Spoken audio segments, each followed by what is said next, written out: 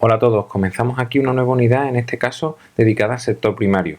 En nuestro primer vídeo, vamos a hacer unas consideraciones generales sobre el tema y vamos a hablar sobre el espacio agrario. Comenzamos.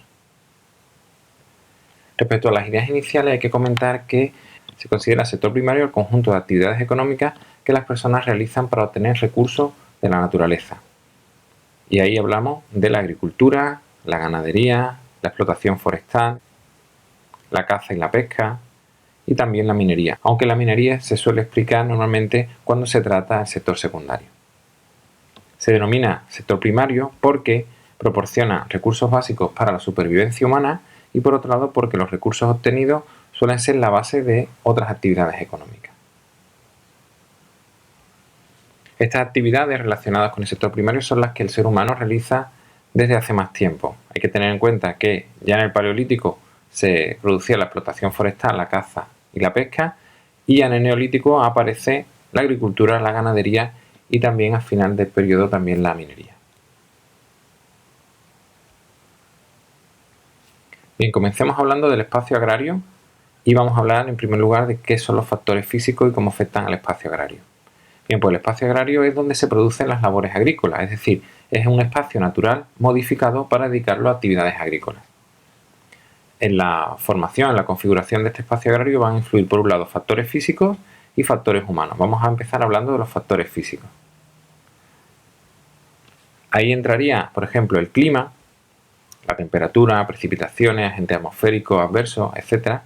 Y comentamos simplemente que, por ejemplo, la temperatura, para que se produzca la agricultura, tenemos que tener temperaturas superiores a 10 grados. Por debajo de esas temperaturas, e incluso lógicamente más bajo, la agricultura no puede desarrollarse.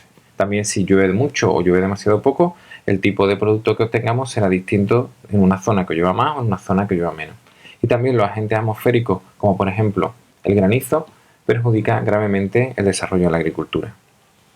Respecto al relieve, que sería otro de los factores, pues influye lógicamente la pendiente sobre la que se cultiva. Con mayor pendiente es más difícil cultivar, en las zonas llanas es mucho más fácil. La exposición al viento o la altitud, ya que sabemos que a mayor altitud la temperatura disminuye y lo volvemos a relacionar con la temperatura. Si hay una temperatura muy baja no se puede cultivar.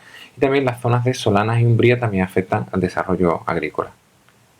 También habría que hablar del suelo, ya que el espesor, la textura, si es más poroso o menos, es decir, si permite el paso mayor o menor de oxígeno, los nutrientes que encontremos en el suelo e incluso el pH, nos va a determinar el tipo de producción agrícola que podamos obtener.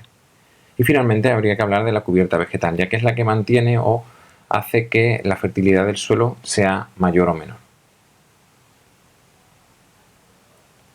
Hablemos ahora de los factores humanos. Ahí podríamos hablar sobre el crecimiento de la población, ya que el espacio agrario se va a ampliar o se va a reducir según la población que haya en una zona.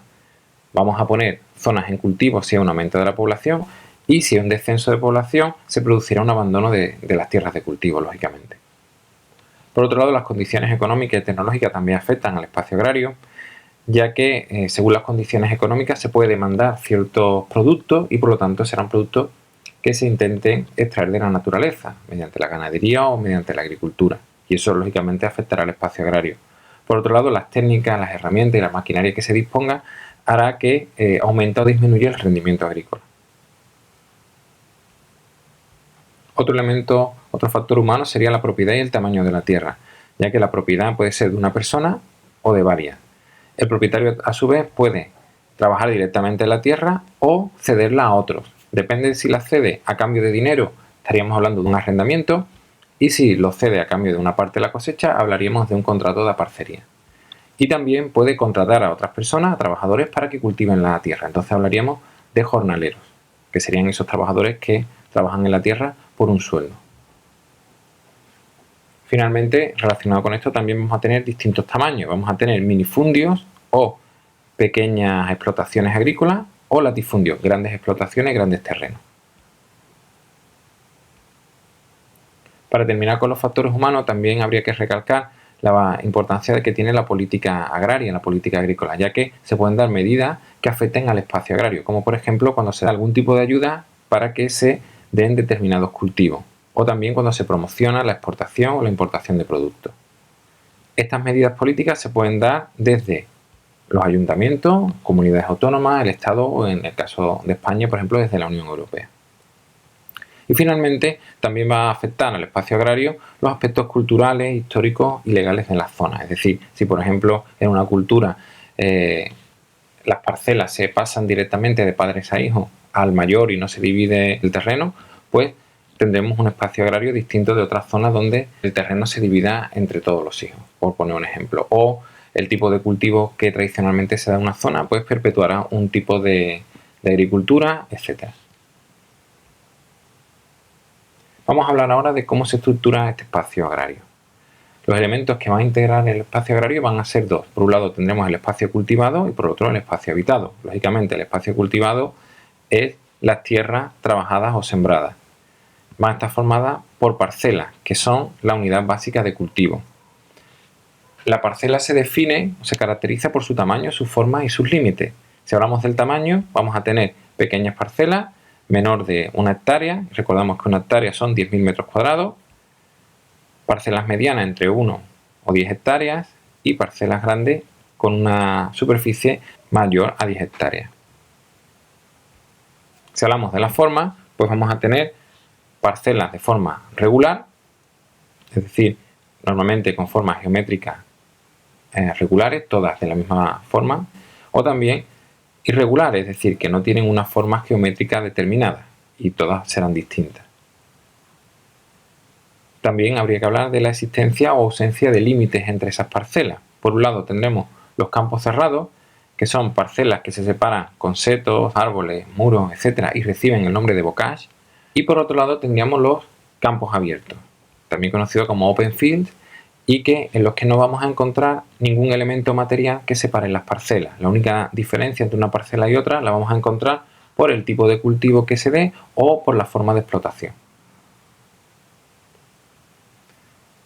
La otra zona que nos quedaría sería el espacio habitado. Esto es muy fácil, nos suena de vídeos anteriores, que va a ser el lugar donde se asienta, donde se sitúa la población. Y aquí vamos a tener dos tipos, como ya decimos que lo hemos visto en temas anteriores. Por un lado vamos a tener poblamiento o hábitat concentrado, en el que, como ya sabemos, las viviendas se van a aglutinar en el espacio, en una zona.